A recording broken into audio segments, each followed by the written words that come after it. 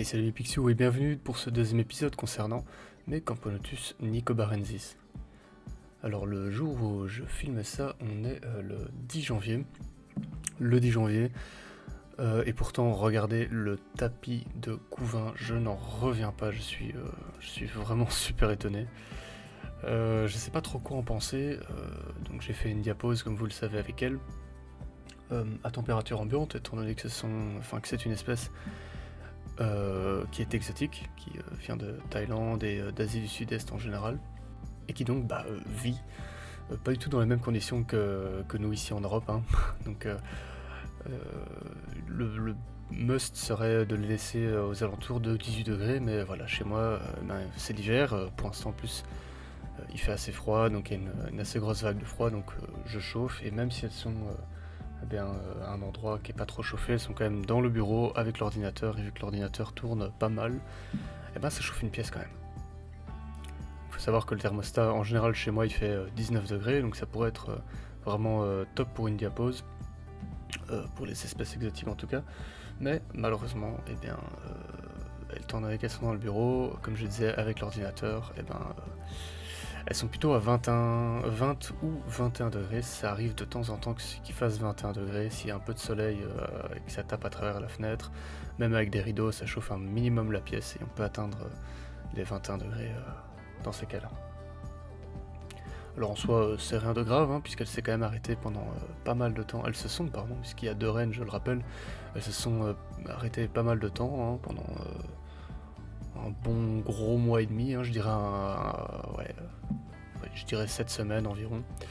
Pratiquement 2 mois, elles ont arrêté de pondre. Déjà, avant la mise en diapose, il y avait presque plus de ponte, il y avait encore quelques petits œufs. Mais en fait, là, depuis 2-3 jours, je vois que ça a pas mal pondu. On voit pas mal de crasse, hein, ça m'inquiète un petit peu, il y a vraiment beaucoup de brol. Voilà, je sais pas trop comment je vais accéder pour nettoyer tout ça, mais bon, ici, c'est pas le sujet. Donc les nicobarensis sont une espèce qui est assez rapide, même rapide, on peut le dire. Alors il y a toujours plus rapide, il y aura toujours des exemples avec des espèces de fourmis qui sont beaucoup plus, dont l'expansion est encore plus rapide, mais honnêtement ça évolue beaucoup et vite. Et puis elles sont assez basiques, mais elles ont une couleur très sympa. Au final, les fourmis classiques, on va dire, sont parfois les meilleures. Alors, ce que j'ai fait hier soir, c'est que je les ai nourris avec des petites blattes, des toutes petites blattes que j'avais surgelées bien sûr au préalable au moins 48 heures. Personnellement, je les fais un peu plus, hein, je passe les 50-60 heures au congèle. Et voilà, ils ont vraiment défoncé, il n'y a plus grand chose, hein, il n'y a plus que la chitine. Voilà, c'est juste pour vous montrer ça. Par contre, je vois qu'elles boivent beaucoup moins de liquide sucré. Donc là, j'en ai 2. Celui qui est à droite, c'est un liquide sucré avec du sirop d'agave. Pour les plus ceux qui auront remarqué, j'ai fait une petite coupure parce que j'avais oublié. Celui qui est à droite, c'est avec du sucre brun.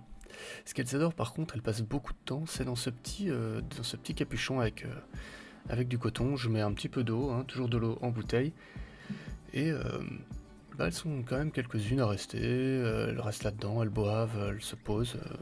Et voilà, une petite dernière. Et souvent, ce qu'elles font aussi, c'est qu'elles squattent ce tube. Et dès que j'allume la lumière, elles rentrent toutes au bercail. Ici, une belle image avec les deux reines. Hein.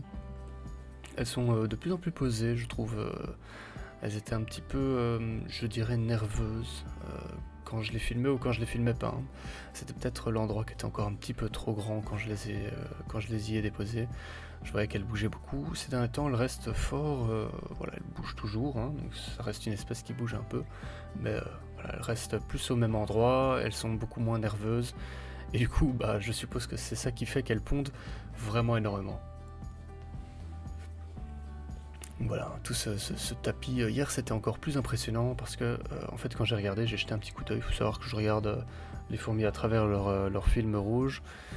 Mais j'enlève très rarement le cache pour regarder, et là quand je l'ai fait hier, j'ai vu une montagne d'œufs. C'était vraiment des œufs. À ce moment là j'ai pas filmé parce qu'il était déjà tard et je devais aller dormir, mais je me suis dit ok, demain je fais une vidéo. Dommage, on ne voit plus le tas, à mon avis il a été réparti un peu partout. J'ai beau avoir cherché avec la caméra et à l'œil nu, j'ai pas retrouvé vraiment un tas, il y a des petits tas hein, de temps en temps, des petits tas d'œufs par-ci par-là, mais qui sont mélangés avec les larves.